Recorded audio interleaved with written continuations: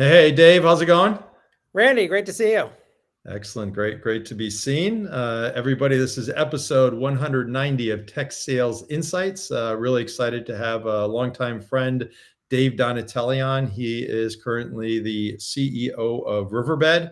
We've got a great title topic today, which is go-to-market best practices as the CEO.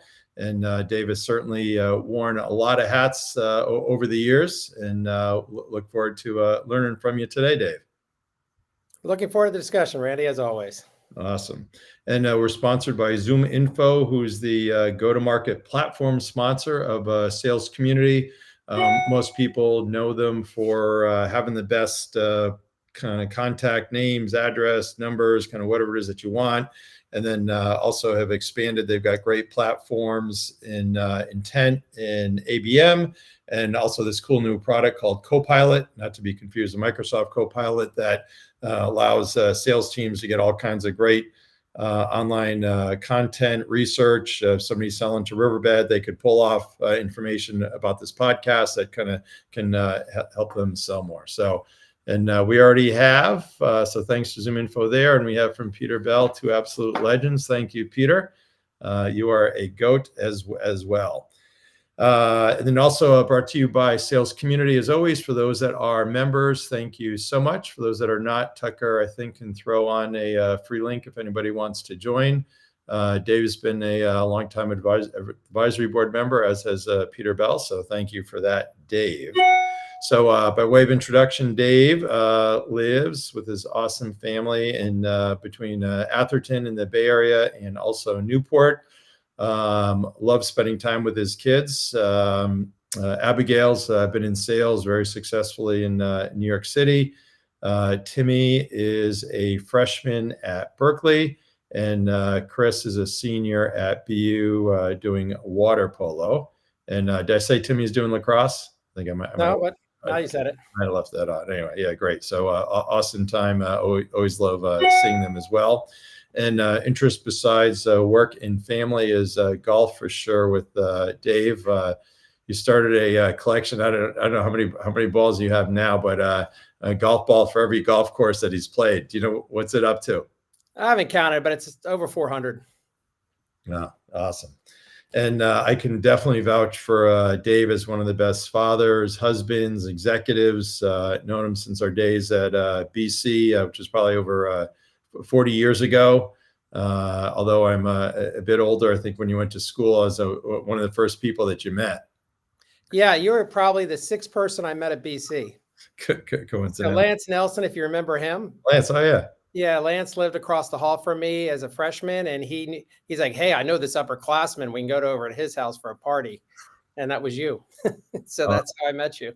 Awesome, and it's been so great to work with you and be friends with you all these years. You've excelled in running, I think, almost all the functional areas at the time. EMC, you recruited me as your first outside exec hire at HP, and I clearly remember your words of wisdom where, hey, you're my first outside hire. Don't screw it up and make sure you do well. So hopefully, hopefully I achieved that for you.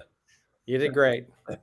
And we certainly had some crazy. And for people wondering, I actually did say that to Randy, probably in a little bit more dramatic language, but pretty much, yeah, don't mess it up. Like, I got it. Don't worry.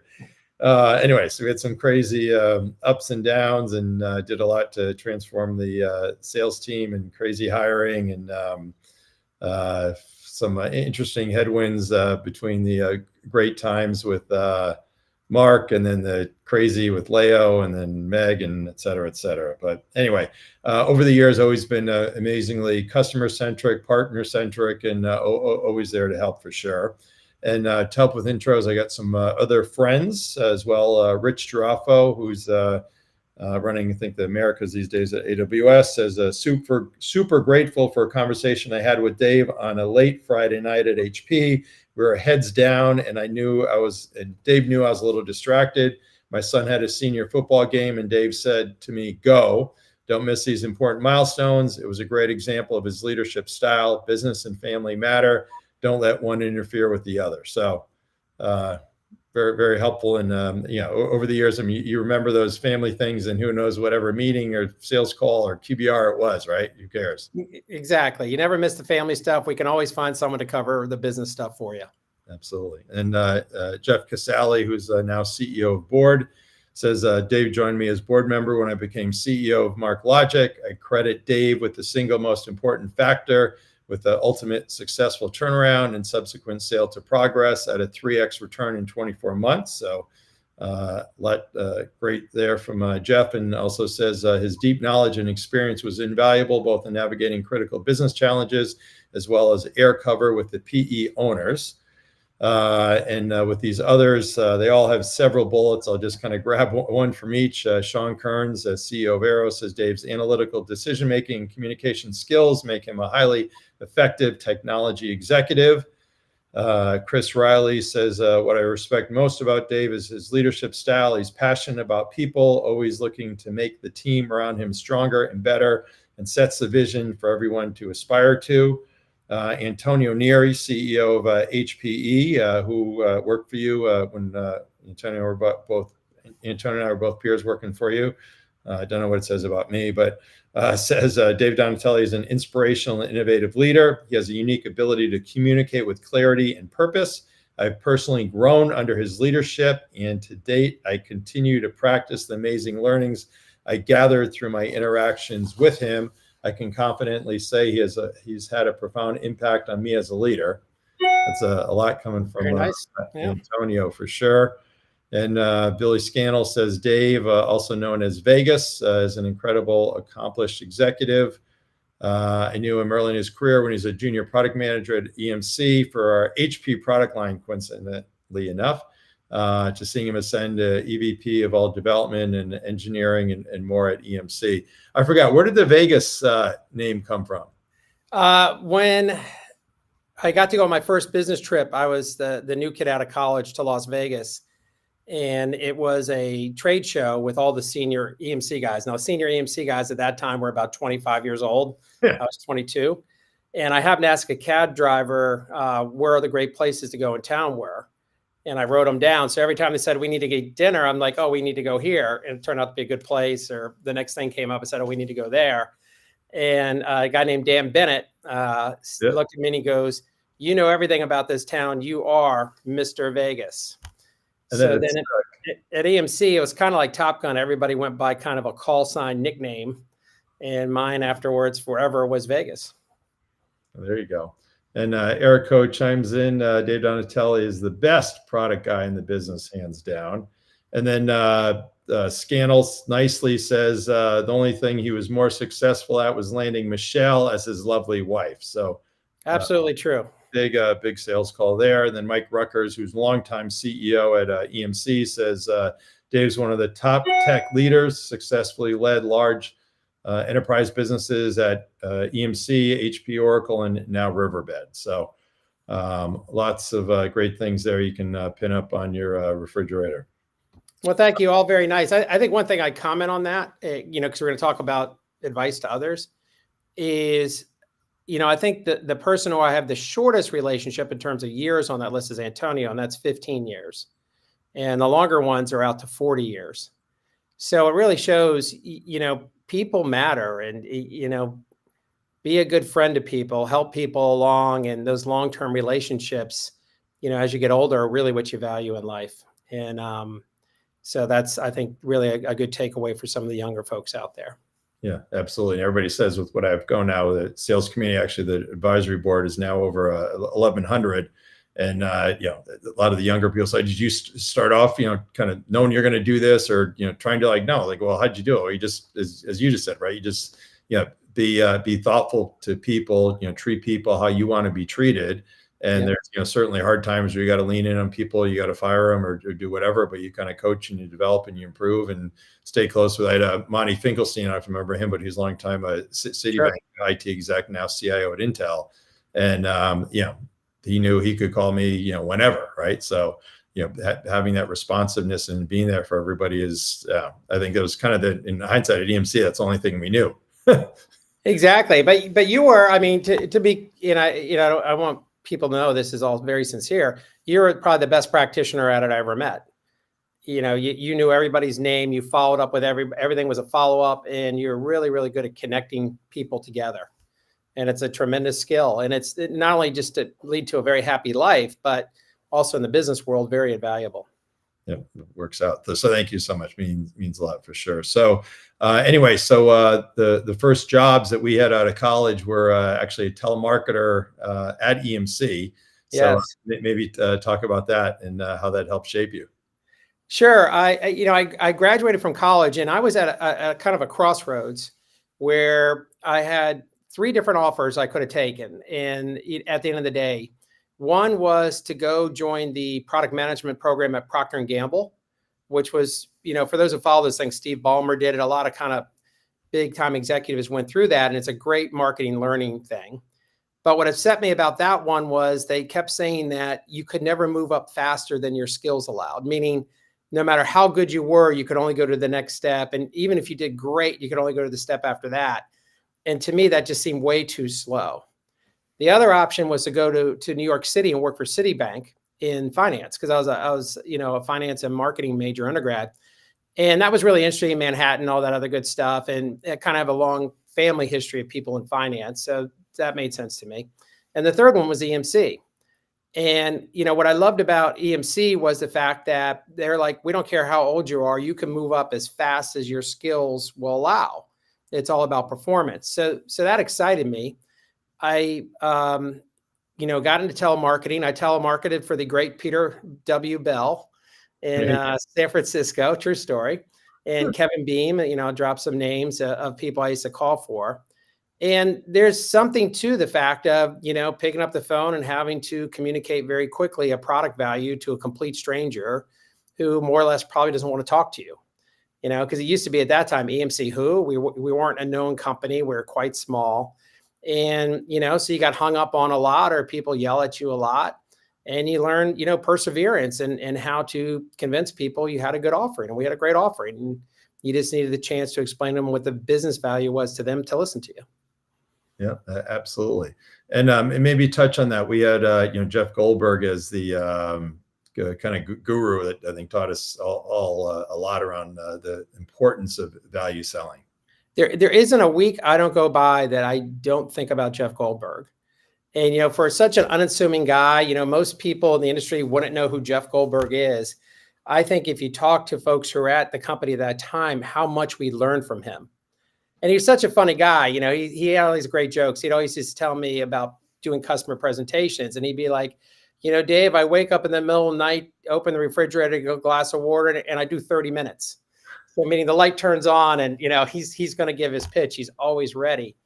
But he had so much practical advice, some basic stuff. I remember he always told a story about training where they were in a customer dispute and decided to give the customer a refund check. And he said, there's two letters you could write.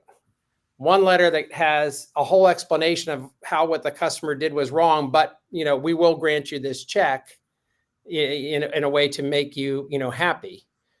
Wrong way to do it. Right way to do it. Start your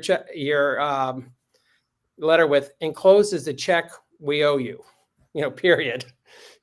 Value as a customer. Hope this resolves everything. Look forward to working with you.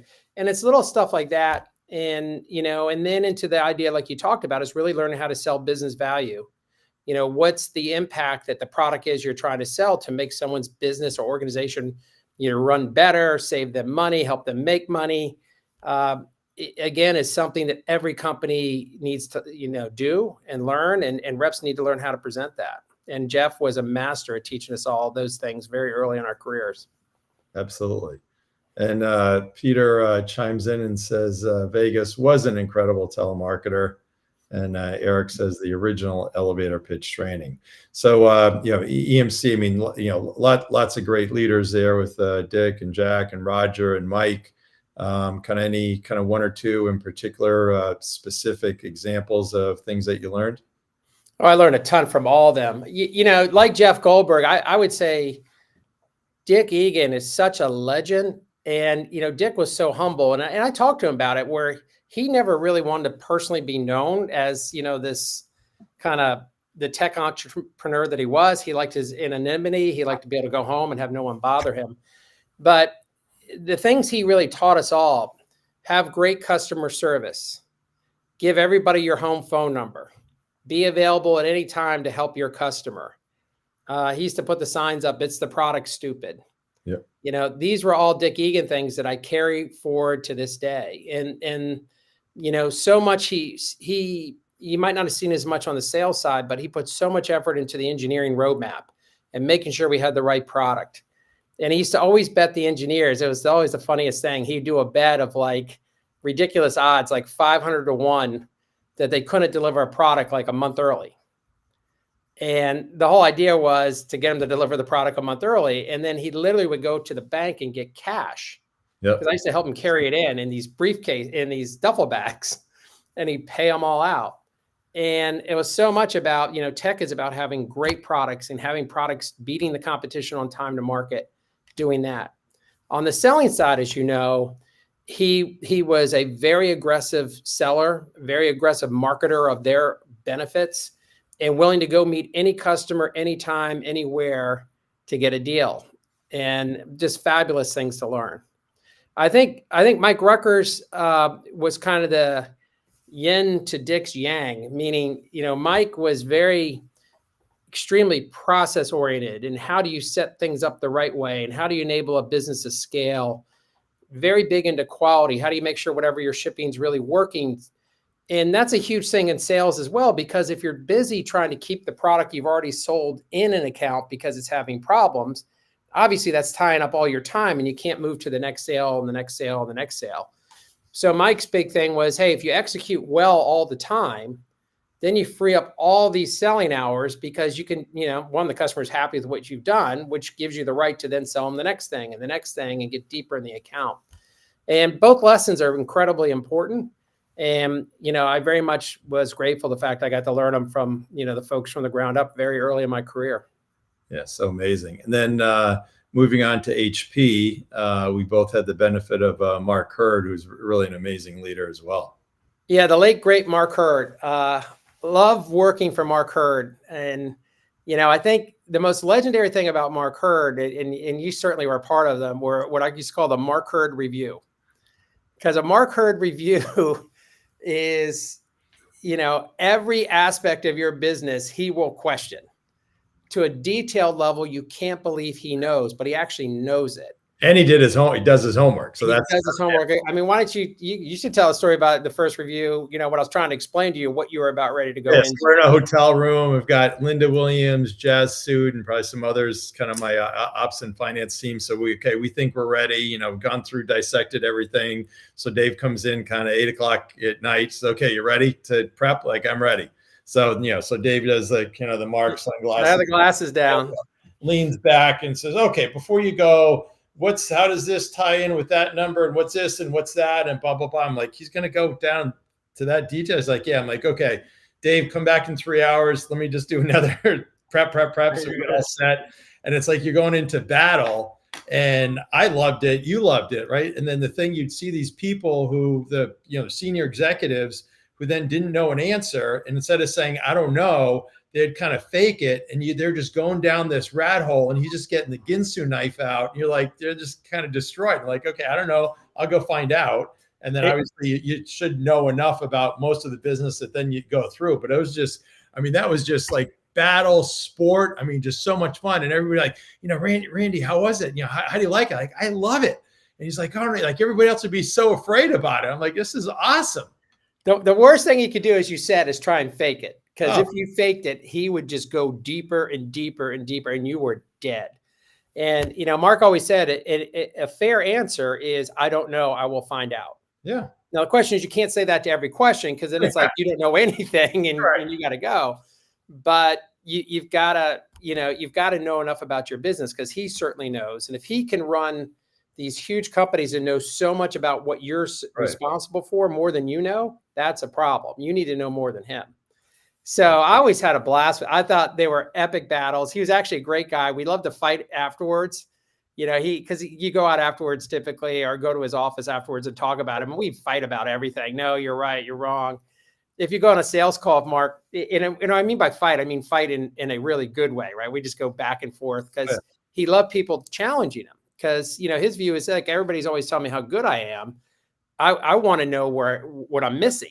So he loved the fight to go back and forth. And to go on a sales call with Mark was hilarious as well, because when you got out of the call, we'd spend the whole time arguing about like who actually closed them, like who had the most airtime, who said the right thing, who said the wrong thing.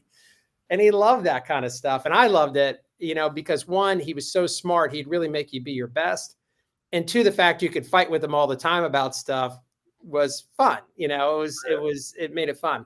I'll give you two other quick ones. So when I first go to Oracle, same thing, we're doing our first review, and I have, you have your CFO. And I try to explain to him, I said, whatever you do, check every number, because if you screw one up, he will find it. I guarantee you he will find it, and then we're dead. Oh yeah, got it. I got all the, it's perfect. We go in, he sits down, he goes, on page 17, and it's like this densest spreadsheet you've ever seen, column H right there. Explain that number. And the number's wrong. And then he just closes the deck, says, get your numbers right and we'll reschedule, walks out the door. And I just look at this guy, I look at him and go like, told you. The second quick one for Mark Hurt is what I call the swimsuit meeting, which was hilarious to me as well. So, as you said, I like to fish and play golf. Fishing and golf take a while. Mark was a big tennis player, as a college tennis player. So he loved tennis, but as he would tell me, it's like, Dave, I only played tennis for an hour and a half. I'm done. Yeah. So we're at their sales club event, which is down in the Bahamas. And, you never just got to go to sales club event. You're going to do some reviews. Right. And we're in the middle of a big sales reorg. So we're supposed to meet, he was nice enough to say, hey, enjoy your day. We'll meet later. But then all of a sudden it's 1 PM. He's played his tennis. He's antsy. He's like, we got to meet now. Like, okay. And I was already in meeting with it because we had all these other reviews. So we got to meet with Scott Genero. So shout out to Scott. Scott's, go find him. Well, it's like, it's 1 PM. Well, where's Scott? He's on the beach. He's not answering his phone. So now I got to walk out to the beach. I grab Scott. He's in his swimsuit and a tank top. And next thing you know, he's got like sandals, swimsuit, and a tank top with the PowerPoint going with the charts. And we're doing this major reorg. So, and the reorg, by the way, worked very well. But I always refer to that as the swimsuit strategy meeting, because that's where we set the strategy. And everybody, if you refer to the swimsuit meeting, they know which one you're talking about. Oh, there you go. I remember we had, I think it was my first Q4 or kind of December with you and Mark at HP, and they had a forced holiday, kind of forced shutdown for the last week. And I'm like, you can't do that. And you said, well, what do you want to do? I'm like, I want to keep it open. If people want to take vacation time, they can, but we got to be on and selling. And it turned out I was the only kind of, I'll say, functional executive that was actually working. So I had daily calls. I had to give him a report on what the activity was and do these calls. And of course, he needs his fix, right? So he could talk to me about kind of whatever it was, but it was just the best. I mean, it's fine. How's Seidel doing? I want to hear about this shutdown. How much are you selling? Yeah.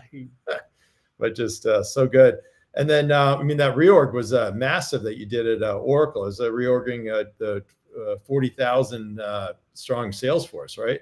Well, we actually did 2 reorgs. So the swimsuit reorg was the first one.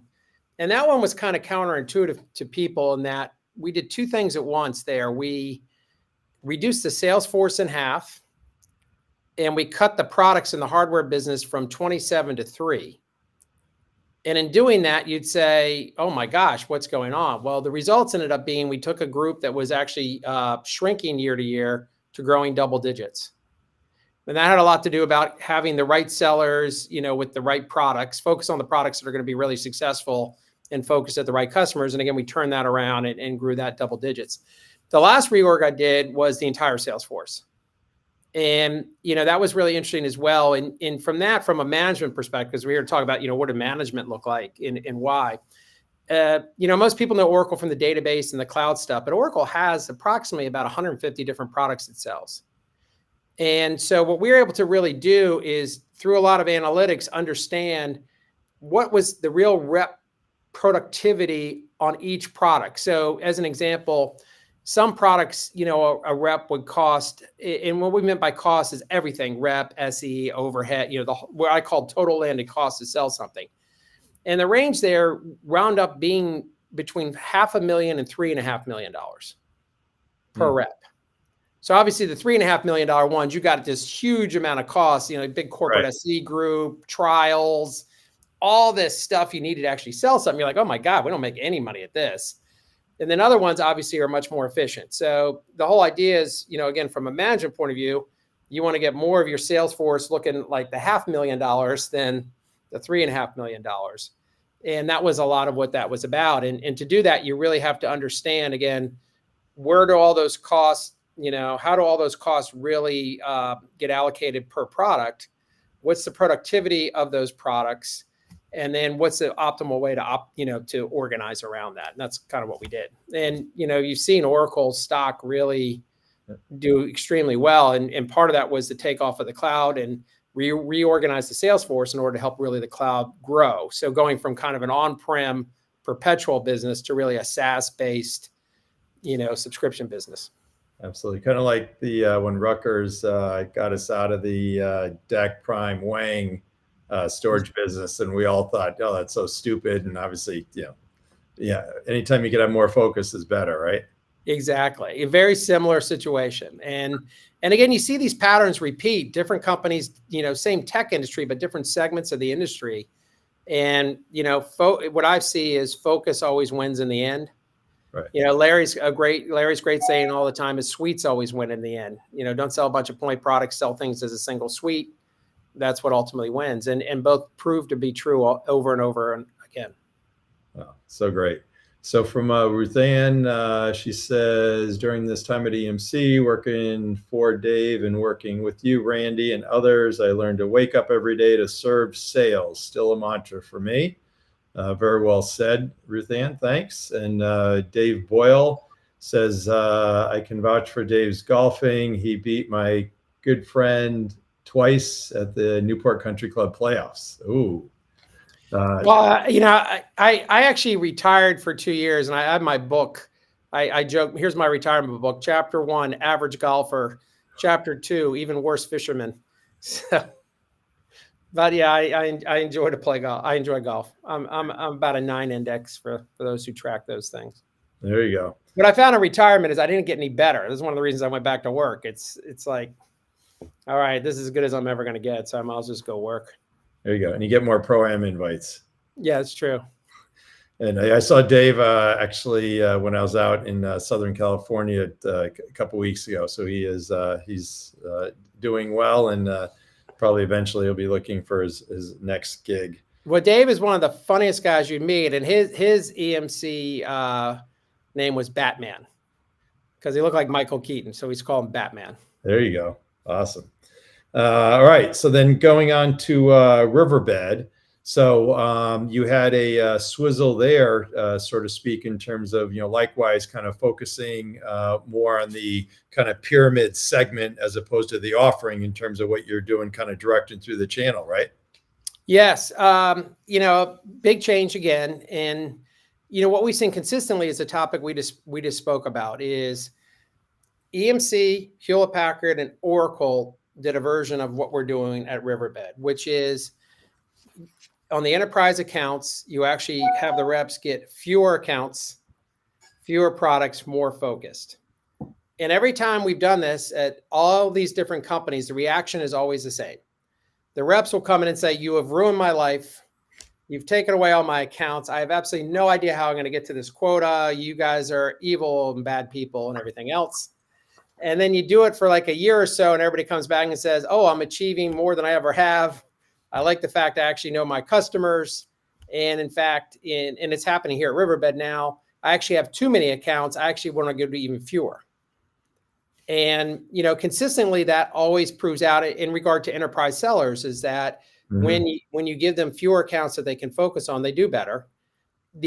Most reps want the opposite. Give me as many accounts as I can, and I'm sure I can find a pony in one of these. Right. So, if I have 100 accounts, give me 1,000. It could be even better. And we actually had those arguments here at Riverbed where, one of the country managers when I came in, the average rep had 70 accounts. One of the country managers was arguing vehemently with me, not like just a little my suggestion. I mean, a huge argument. He wanted them to go to 1,000. It's ridiculous. So what we moved to was 3 to 10. And again, so we're about a year into it, and we'll see some, not all, but some next year we'll go to even a smaller, smaller grouping, because it's what's playing out is what we're seeing is they get very deeply embedded in their accounts, and they need fewer accounts to make their number. Yeah, I remember a big lesson for me was when I opened up the EMC office in the UK. I originally had the whole UK as a territory, and then John McAllister, who was running Europe at the time, kind of came in on my map of the UK, and he put a circle around London. He said, if you just go there, you can do well. But to your point, just in terms of the focus and your inclinations, hey, I need more, but you can actually do more being more focused, especially if it's a tighter geography, where then you can do a lot more sales calls as well. Yeah, ironically, as you said, that the person who was arguing for the 1,000 accounts was the person who managed the UK. There you go. And then kind of with that enterprise focus, then kind of top of pyramid with your direct reps, then you had a channel play, I assume, for kind of below the line accounts, right? Yeah, and we gave the channel everything that they typically ask for, which is a hard deck. So because we have named accounts, it makes it very easy to manage, which is, hey, the named accounts, we partner with our channel partners there, but our rep is the lead. And then below named accounts, or anything that's not a named account, that's 100% channel. And, we obviously help them if they need help. We have people who help them, but, our direct reps don't go interfere with deals, all the typical complaints you'll hear from a channel partner of, I work really hard on this transaction. Your direct rep took it, or your direct rep, did something that impacted my sale. It eliminates those problems by having kind of, again, a true hard deck that we've enforced. Awesome. And you've got some openings now that you are hiring for? Yes, for everyone in the sales community, we're expanding. So we sell to, again, high-end enterprise. It's a classic enterprise sale. So sales reps just about anywhere in the world we have openings for, because we're expanding. And then specific jobs that might be of interest: Asia Pac leader, federal sales leader and managers, country manager of the UK. You might have thought that the 1,000, the 1,000 account was not the right fit for us. And then country manager, I'm sorry, we hired the UK, excuse me. Country manager, Germany and France. Those are those two, Germany and France. UK, we've already changed. All right. Awesome. And you also have a big footprint that's engineering centric in Israel. Yes. And, I was shocked to learn that actually they've been, in spite of all the fighting, that they are doing fantastically with their deliverables. How's that? They're amazing. And, as you know, at EMC, I used to run our Israeli Development Center when I was there. EMC had a whole bunch of Israeli engineers, both in America as well as in Israel. So I had huge respect for Israeli engineers. And at Riverbed, we have engineers in many parts of the US and around the world. But, one of our main product lines is done in Israel. And as everybody knows, there was the October 7th attack. Our center is just outside of Tel Aviv. And, we had many of our engineers called up to active duty. And in Israel, even if they're a reserve, there's a law where you actually have to be armed at all times. So you literally can go into a software review meeting and a guy's got an M16. I have pictures. It's amazing. Strapped to them, ready to go. And I have video of missiles coming in over our office building. Meetings have been interrupted while folks have had to go into the bomb shelter. And with all that said, no complaints, never used as excuse, delivered 100% of their roadmap on time. Just absolutely amazing. While everything's going on, family disruption, war, missiles, they just deliver. Unbelievable. I have unbelievable respect for them and what they've accomplished. And it's, like I said, it's just amazing. Awesome. I mean, yeah. So yeah, here we complain about traffic, and they're dealing with a whole other level of problems. Yeah. Unbelievable for sure. So coming on board, obviously you had a lot of things, and you're brought on for a reason by the board. But kind of early on, looking at your kind of 90-day plan, obviously you did that pivot on the kind of the sales structure in terms of what you're doing. But kind of what's your lens in terms of looking at the leadership team? Yeah, I think here's what I pass on that I've learned, because I've done a number of different, different jobs, and you come into new situations a lot in my career. Is the old 2 ears, 1 mouth. Listen a lot, get input from everywhere in all levels of the organization. I don't just talk to senior people. I go to every level I can talk to. The Salesforce change really came about from listening to a lot of the reps who would say, look, it's just as hard for me to sell a mid-size account as a large account. Excuse me. And obviously the large accounts are much bigger revenue opportunities. So in the face of limited, resources, because everybody ultimately's resources are constrained. Okay, why don't we put everybody on the large accounts, right? Same selling effort, more money. So that's what kind of drove that. I think from a people side, what I'd recommend to people is I'm what I call it, I look at people twice. Excuse me. So with the first time you look at people, what I found is your first impressions can be wrong. Mm-hmm. So you look at somebody and say, oh, this guy's great. They're really helping us. This other person's not so great. I don't really know. And if you just went on that gut feeling, I've seen you would have made mistakes. So what I try and do is I get a first impression, but then I really watch how they work, and I kind of understand, who actually delivers and who doesn't. At the end of the day, who fits in the culture, who doesn't. And that reveals itself a little bit over time. So, obviously you'll see some people who are no-brainer, like they just don't fit. This is a poison person, or they're unethical, whatever. Sure, get rid of them early. But the other folks, I think you got to give a little time to really reveal who's on board with what you're trying to do, who's not, who's a keeper, who's not. And so I try and do that over a period of time at the beginning versus just snap decision and off we go. The most important thing to do, though, is take all that input, but you got to have a vision of what you're trying to get done, because you can't get anything done unless people know what the destination is. So that's the first thing I worked on when I got here, which is, okay, what are we trying to be as a company? What are we trying to do from a product perspective? And then once you understand that, then it's a lot easier to then say, okay, now how do I organize a sales force around achieving that mission? How do I organize my marketing around achieving that mission? That's how we do it. Awesome. And then is there any kind of difference as you look down to individual contributors? Not really. I mean, it's cultural fit and its ability to deliver. I think, EMC, I tell people hear that story all the time. EMC, we used to say, see you on the weekend, which was a nice way of saying, love you, can't wait to hang out with you. You just can't work here anymore. Right. And it was, great guy or a great person doesn't deliver. And so whether you're an individual contributor or whether you're a senior executive, at the end of the day, you got to figure out what is it, the manager owes you to tell you what you're supposed to do. And then you need to do it. Okay. And you say, oh my God, that's so stupid. That's so simple. Why would you tell me that? Because you cannot believe such a high percentage of people don't do what I just said.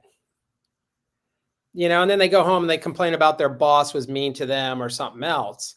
But it's really not at the end of the day. I think, individual contributors or senior executives is you always have to assess your own performance. You have to be, frankly, your harshest critic and the most honest critic. Was it really them or was it me, right? Did I really not show up at that meeting because I was goofing off all year? Did I not make my goals because I was off, doing whatever other than work? And, that self-reflection, I think, is so important. And I think it's what really enables people to grow their career and to really achieve things. And then ultimately, as I said, the ultimate measurement is you can be, you can do a lot of things, but at the end of the day, you got to deliver. And by delivering, whether you commit to getting a presentation done or whether you commit to a certain quota number, whatever, delivery is what gives you the right to do the next thing in life. And, you start out when you're an individual contributor, maybe with smaller goals. And then when you get, to bigger jobs, you're, managing really the deliveries of whole organizations, which is a little bit different. But that's the key to me. And that's, again, doing a good job. People always ask me, how do I get promoted? It's really simple. Do an incredibly good job at the job you have. And that gives you the right to the next job. Absolutely. So if you look at kind of what you thought about the go-to-market and you did the changes, I'll say, kind of a year ago, is there anything that's kind of surprised you with how things have played out? No, I would say no, but I'll tell you, and the reason why I say no is the benefit of my experience. Having done it, as I mentioned, 3 times before, what I see is even though the tech you sell at these different companies is different, kind of the way things work is always the same. And so I warned the board when we did this. I said, my liking to a big sales organization reorg is, and everybody has mental images. I go, think about you're on a horse and you're trying to cross a raging river. And you get halfway across the river, which is where it's deepest and has the strongest current. And you're like, oh crap, this is hard. I think I should turn around. And, at Hewlett Packard, they wanted to turn around. Oracle, they want to turn around. EMC, people didn't like it when we changed things. And that's the worst thing you can do. And what you have to really do is, and what we're talking about, fewer accounts, deeper selling, all that other stuff, is you have to kind of power through and get to the other side. And, your time frame will vary, but typically it's about 2 to 3 quarters in when you're most like, oh man, this is a heavy lift. But when you power through, and we're at the power through stage now where we're to the other side, then all of a sudden everybody like sigh of relief. Oh, it does really work. Oh, look at this. My numbers are bigger. Things are better. And then you're there. But the mistake I see people make again is they get halfway into it. The inevitable problems come up and they run away. That's problem 1. Problem 2, what I'd say is, remember, we sell SaaS now. Typically in the past, we used to sell more perpetual, is the classic sales rep tree hugger problem.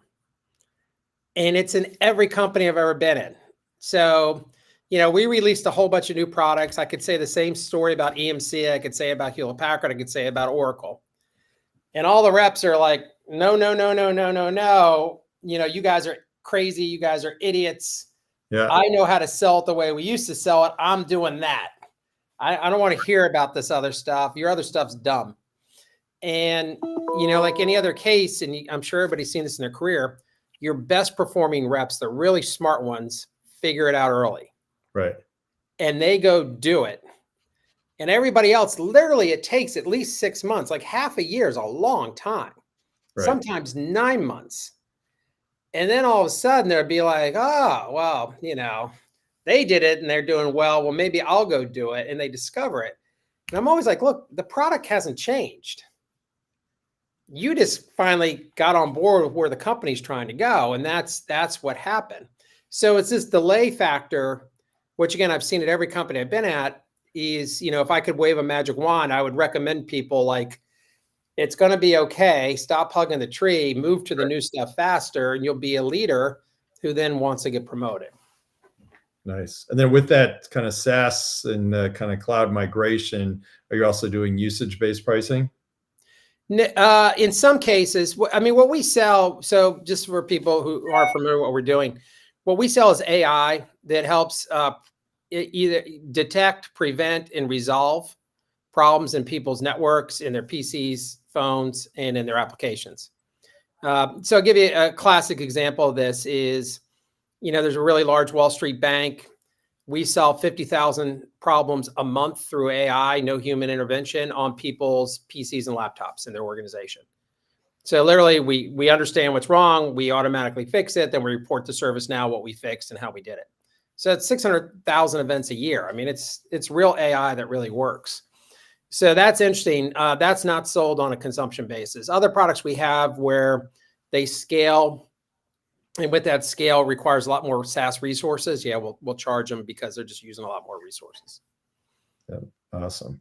And then these days, sales ops has always been important, but these days with all the tools and everything available, Can you speak to the importance of sales ops and rev ops in your business? Yeah, I'm a big fan of, analytics and the trend is your friend type talk, which I really mean. What I mean by analytics is really understanding what is going on, what's working. Again, being honest, what's not working. And I'm not afraid to change when I see, everybody's got an opinion. I like to see data. And when the data says we're doing something wrong, I like to change it. And so sales ops is invaluable for that for us. Also very invaluable for what I call traditional things you'd expect them to do. Dialing in comp plans. My philosophy on sales comp that sales ops really helps us with here is I want to have people to have very realistic quotas. I don't want someone to get a quote and say, there's no way you can make this. And so they have to be fair, realistic. Other lessons you said, what did I learn from EMC? Pay your sales force well, attract the best people you can track, support them beyond anything they need to make sure they can be successful, right? That's what we learn as kids, if you will, right out of school. And it's amazing to me out here. I'm not talking about Riverbed. I'm talking about other companies you talk to where you get the classic, what I call CFO view of the world, right? Right. Oh, sales, these guys just spend a lot of money. They don't do anything. They don't value it. Right. And they don't understand how difficult it is. It's hard. You're going out there and the world's never perfect and you've got to make it perfect for the customer. And it's a difficult job. And so, on the sales ops side of this, I want comp plans that are fair to the company and the rep, but I am very proudly pay reps a lot of money who sell a lot of stuff. And we want comp plans that are easy for people to understand so they can say, oh, if I just do this, I'm going to get rich. Like, yeah. And so, we put a lot of effort into that. I've seen, like, if you look at Hewlett Packard when we first got there, the comp plan was so complicated. How did anybody know how to make money? It was just like you needed, 100 pages to figure out what am I supposed to do here? And again, that's an example of too complicated sales ops help and too much help, too much finance driven, not enough kind of rep driven. And I'm more on the rep driven side. Absolutely. And when we're talking about tools, surprisingly enough, you said you actually look at Clary every day. I look at Clary every single day. I love Clary. More so than you even look at Salesforce. Yeah. I mean, Clary is an analytics engine that, sits on top of Salesforce. So at my level, I don't have to go into all the exact stuff that you can get in any Salesforce thing. But, at our company, at least, our reps are really good using it. And it's a really good summary of where all the large deals are sitting and what progress we're making or not making on them. And so it allows me to kind of drill down and even a CEO, I'll pick up the phone. I call the rep. I don't talk to the manager, I talk directly to the rep. Hey, what's going on here? What can we do to help? How do we help close that? Which again is pure EMC training, which I love. Yep, absolutely. And you are a ZoomInfo customer as well. So shout out to them. You checked with your CIO. So good to know that. They love it. Yep. Happy customer. And you don't do anything on the call recording side, I think you're saying, right? No, because, again, our reps really, and I saw a question come about, spending time with customers. We want all our reps at customer sites, which really doesn't lend itself to recording. Of course, some people will record a team session or something like that if we're doing that. But, we're selling, if you look at the financial institutions in New York, they're all back. All our customers are in the office and we need to be in their office with them. Yep, absolutely. And let's see, we have here from Ken Growy, Vegas Rocks, always customer centric, #GoBC. There you go. Actually, I got this. You got the shirt on today. Love it. Today. And let's see, Bridget says, love that. There's nothing worse than an overcomplicated comp plan for sure. And very thoughtful, multifaceted question here from Meg. You mentioned earlier about traveling to meet clients. How can green employees begin building strong relationships and earning the trust of clients, especially when it involves traveling to meet them and establishing rapport? It seems like trust and relationships are a two-way street, But for someone new, navigating this dynamic can be challenging, especially in a world where everyone's attention is in multiple directions, and you're working with prestigious clientele. What strategies or approaches would help them bridge that gap and grow into those trusted relationships? Great question. I'll take a first pass at it. So I get hit up all the time. Somebody had some new tech tool or sales tech stack tool or whatever. So I said, okay, I'll take the call. It was the CEO that reached out. So I get on the call, and it's basically the sales rep. And I'm like, okay, where's the CEO? He's like, well, well, he's not on here. And I said, okay, well, he's the one that actually had set it up with. I didn't get any note from him, so that's kind of strike one. So the person's starting the kind of sales cycle, and I said, do you even know what I do? He said, well, no. I said, are you familiar with sales community? He said, no. I'm like, okay, well, here, I don't mean to be a jerk, but just let me give you some great career advice, which plays into Meg. Is like, okay, take 3 minutes to do any homework about whoever it is that you're talking to. And so he had no idea in terms of how it can help and what to do and everything else. If you're CEO, if somebody says they're going to be on, that they should be on. So that was actually our, I might be old school this week that we have posted about that nice story. But Meg, to your point, I think it's a lot easier than you think. It's really just kind of doing the homework. It's really showing up. And the fact that you're early in career, if you're going to call on, I'll make it up, a CIO at Citibank, totally fine to say, hey, I'm early in my career. I'm with, XYZ company. Here's how we could help. I noticed that, you've spoke about this topic, you posted on this, you're on the podcast about that. Here are some ways I think you can help. And a lot of times the people that are senior leaders are senior because they're, genuinely good people and want to help and want to listen. So I think it's a lot easier than you may think to build those relationships. And as from Walter Brown and Ken Doherty says all the time, know me, like me, trust me, a lot of that builds from there. Dave, thoughts? Well, first of all, I think these are great answers. I think the second thing is you have to dive into the deep end a little bit. So meaning, I'll never forget some of the first sales calls I went in with various people, and it's scary. Listen, I love Paul Burke, but I got to tell a story that Paul may or may not like. So Paul Burke's a legendary salesperson, been doing it forever, big sales manager. I remember I just happened to go on his first sales call with him. And he's like, okay, I'll take the lead. And I was there to help him, da, da, da, da. So we go, he sits in front of the customer, and we're going to do the presentation. And he just goes, just silent. So I got to step in and be like, okay, well, here's what we're here to talk about today. It's so great to be with you. Now, and again, that's not to make fun of Paul Burke. And if you know Paul Burke is a big dude. I mean, he's scared of nothing, but it happens. And so you just have to go do it. And like anything else in life, if you do it, this is not a profession for the shy, right? You have to go out and want to go meet people. Second thing I'd say is the basics really work. One of our best reps here at Riverbed, what I like to say about her, she's very successful, doesn't know a darn thing really deeply about our technology, which is a good thing and a bad thing. But what does she do? She shows up at the account all the time. She brings in coffee. She brings in bagels.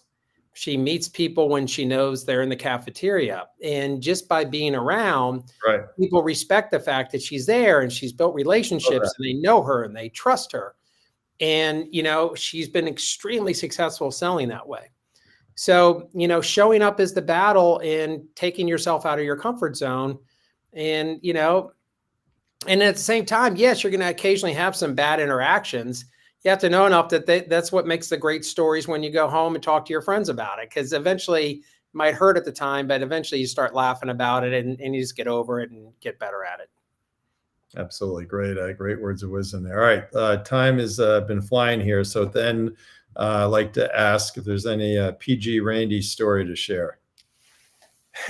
PG Randy. Yeah, I have plenty of them. I think, as you heard us say earlier in this cast that, Randy's like the sixth person I met at BC. I've known Randy forever, which is a great thing. I think, two things. One, he was the leader of the rugby team at BC.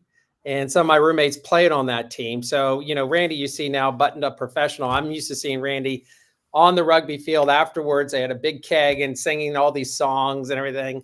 And so going to the rugby games was always a blast at BC because it was always a huge party. And I always admired the fact that these guys would go out and kill each other on a rugby field. And then afterwards, there's a keg and they're all singing songs together. So that was always, I think, a very PG Randy story. I think other Randy stories I could tell, I would just say, as I said before, I think sincerely, Randy really lives what he says. He's the best connector of people I've ever seen, and extremely kind to all of us. And, so yeah, we all talk about work, and some people think to be successful in life, it's you're jumping over people and everything else. And I found it's really the opposite. It's, you build great relationships and you treat people with respect. And, one, it means for a much more satisfying personal life. And then two, on a professional basis, never be short-sighted, because you will meet these people over and over and over again. It's really funny. We're in the middle of doing a deal here yesterday, and one person was holding up the signature.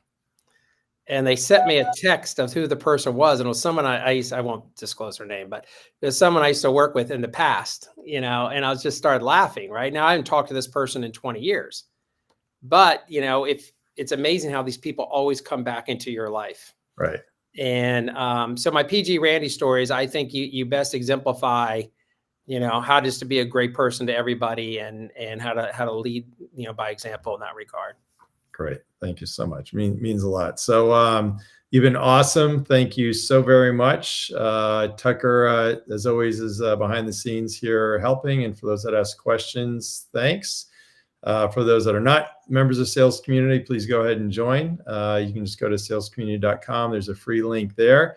And Dave, you've been awesome. Look forward to watching your continued success. And everybody have a great week. And thanks to Zoom Info for sponsoring today.